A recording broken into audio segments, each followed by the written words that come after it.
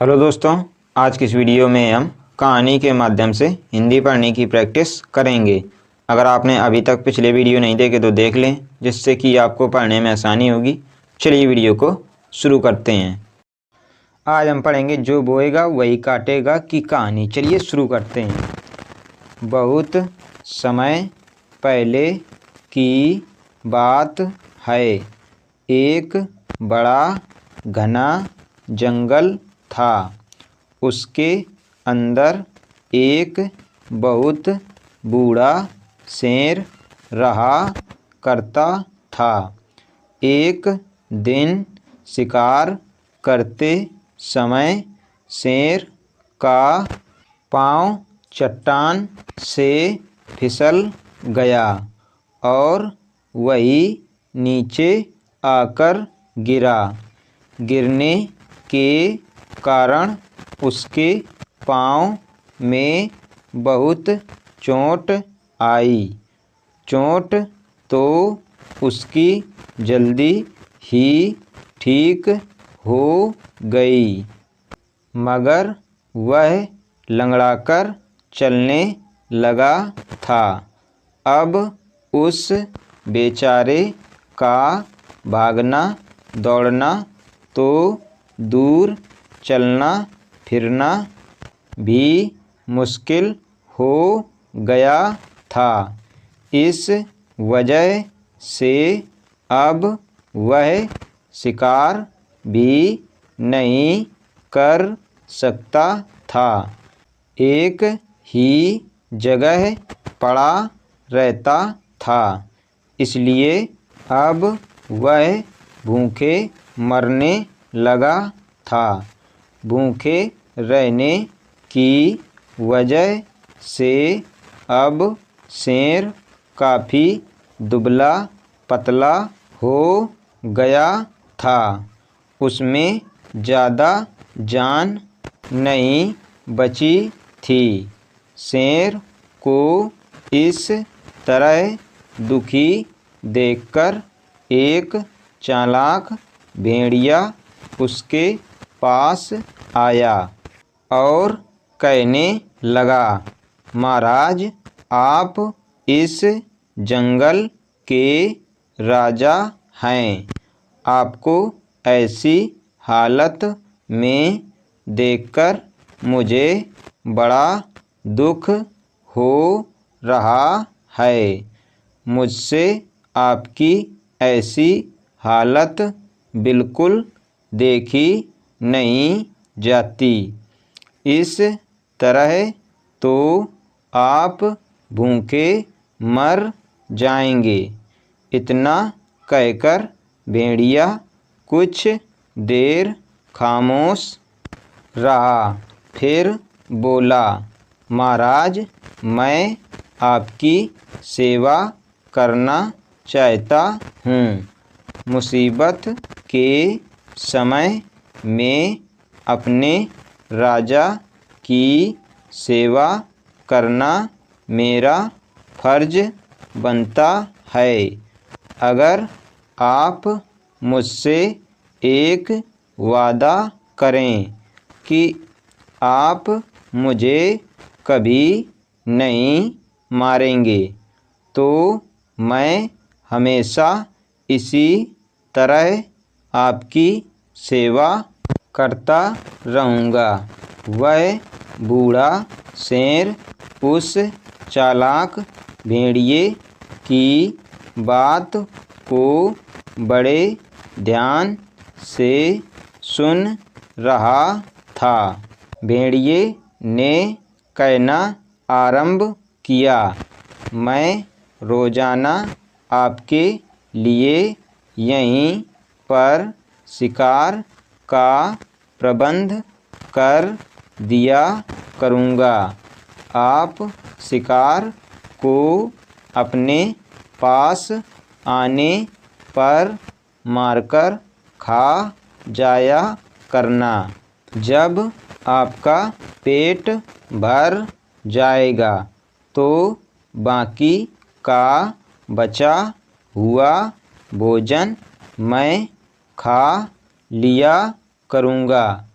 इस तरह आपकी भूख भी मिट जाएगी और मेरी भी। भेड़िए की हमदर्दी भरी बातों को सुनकर शेर बड़ा खुश हुआ और उसकी बात मान गया।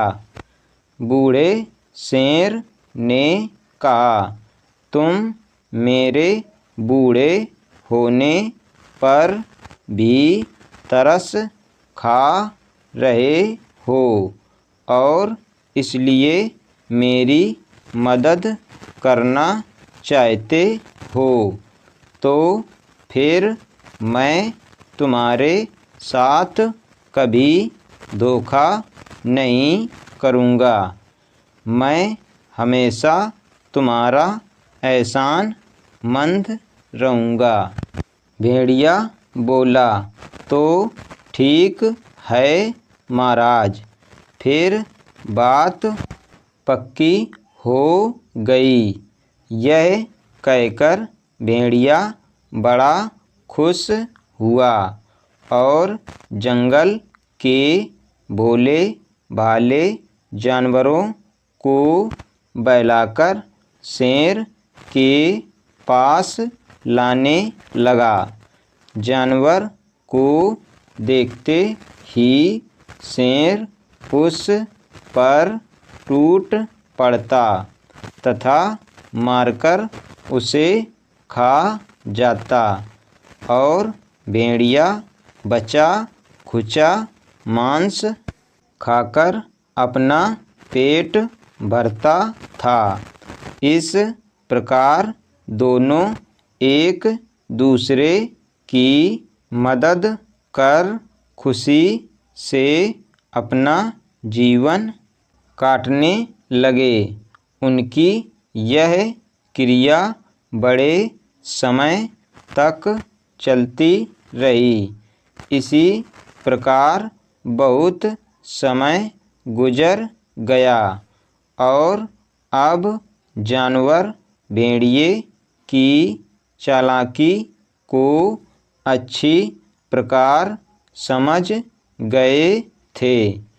वह भेड़िए से अब बहुत ज़्यादा नाराज हो गए थे। एक रोज़ जंगल के सब जानवरों ने सभा आयोजित की। उसमें यह फैसला किया गया कि जिस प्रकार भेड़िए ने धोखा देकर हम सभी जानवरों को सताया है, उसी तरह हम उसको शेर के हाथों मरवा डालेंगे। ऐसा करने से हमारा इस भेड़िए से भी पीछा छूट जाएगा और शेर भी तड़प तड़प कर मर जाएगा। इस तरह भेड़िए को भी उसके किए की सज़ा मिल जाएगी। सभी जानवरों को यह उपाय बहुत पसंद आया। इस उपाय को पूरा करने के लिए निर्धारित किया गया कि जब भेड़िया शिकार के लिए आएगा, उसी समय हम लोग शेर के पास पहुंच जाएंगे और उसके सामने अपनी बात रख देंगे। इस तरह सब जानवर निश्चिंत हो गए और निर्धारित समय पर शेर के पास पहुँचे। फिर उससे कहा, यह जानकर कि आपके पाँव में चोट आ गई है, हम लोगों को बड़ा दुख हुआ। चोट की वजह से आप ठीक से चल फिर भी नहीं सकते हैं, इसलिए अब जब तक आपकी तबीयत पूरी तरह ठीक नहीं हो जाती, हम लोग खुद ही आपके लिए एक जानवर भेज दिया करेंगे। इसके साथ ही हम आपके इस लंगड़े पैर को ठीक करने के लिए एक दवा भी बताने आए हैं। यह कहकर वह खामोश हो गए।